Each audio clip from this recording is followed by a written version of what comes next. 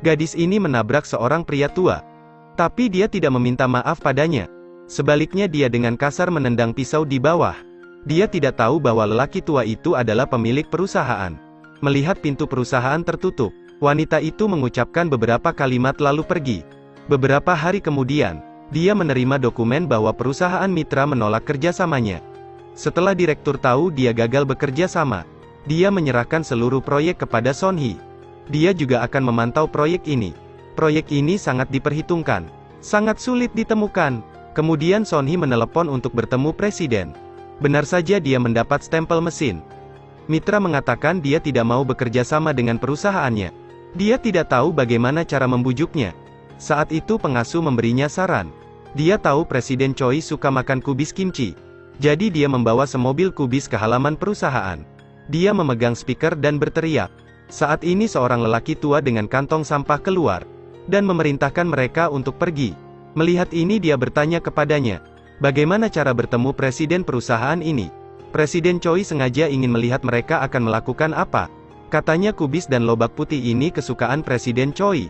Pria tua itu sengaja membuat sampah jatuh ke tanah. Minzi belum menyerah. Dia membantunya memilah sampah.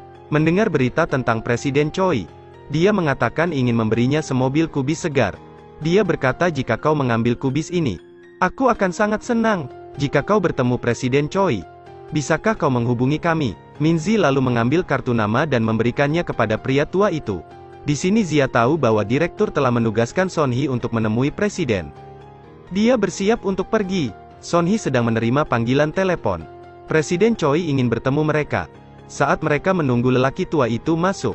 Setelah mengetahui bahwa orang tua itu adalah Presiden Choi, mereka terkejut. Tadi dia bilang Pak tua itu serakah. Minzi langsung berdiri dan meminta maaf atas kata-katanya. Saat mereka sedang menunggu tiba-tiba seorang karyawan masuk. Mengatakan bahwa skrup utama dari prototipe mesin itu hilang. Presiden pergi meninggalkan mereka berdua. Dia tahu bagi petani desa seperti mereka, setiap siput sangat berharga. Mereka akan membantunya menemukannya. Setelah melihat gambar siput itu, tanpa banyak kata dia melompat ke truk sampah untuk mencarinya. Kali ini Zia juga sampai di sana. Tak disangka siput itu ada di dalam truk sampah. Kejujuran telah membuat hati Presiden Choi tersentuh. Setelah mengetahui orang tua itu adalah Presiden Choi, dia panik dan menyapanya, mengatakan ini pertama kalinya dia bertemu presiden. Presiden Choi bilang ini bukan pertemuan pertama. Setelah itu Zia menundukkan kepalanya. Setelah kembali ke perusahaan, Presiden Mitra menelepon, mengatakan dia menyetujui kesepakatan. Zia yang duduk di sebelahnya menjadi marah. Proyek itu adalah pekerjaannya. Dia ingin menindaklanjutinya. Tapi direktur tidak memperhatikannya. Karena dia tahu Zia bukan anak kandungnya. Zia sangat ingin menyelesaikan proyek itu. Dia berharap bisa mendapat kesempatan untuk mewarisi propertinya. Direktur berkata, mengapa kali ini presiden setuju untuk bekerja sama? Itu karena aku mempunyai karyawan yang baik. Dia menceritakan semuanya pada presiden. Itu karena Minzi. Direktur memujinya tapi tidak tahu anaknya dalam bahaya. Wanita ini sangat sabar. Tas bernilai ribuan dolar dia bakar tanpa berpikir panjang.